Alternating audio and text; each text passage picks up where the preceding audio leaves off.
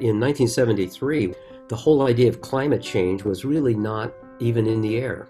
It wasn't part of the public lexicon, really. People didn't talk about it much. Eventually, as understanding improved, we realized, holy cow, we've got ourselves a real problem with greenhouse gas emissions. And I wanted to help move the rock, if you will. So that's why I created SunPower. We provided a way to help reduce the fossil fuel being burned to generate electricity. I mean, basically, that's what solar cells do. Almost every system that you buy has a little display on it, which tells you how many tons of CO2 you've eliminated by this purchase, and then that just keeps growing over time.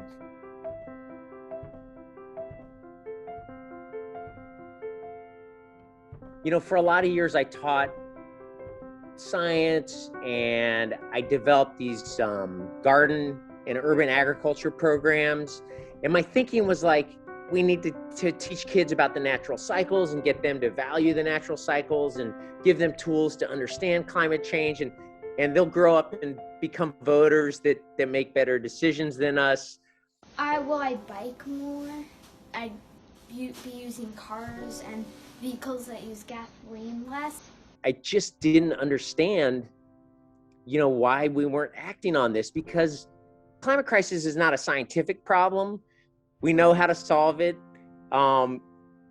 It's not a technological problem. We have the technology right now to minimize harm. It's a social and political systems problem. Part of the way systems change is that the old paradigms that you're trying to change become uncomfortable and become untenable to the people that are holding on to them. At some point, that paradigm had to flip.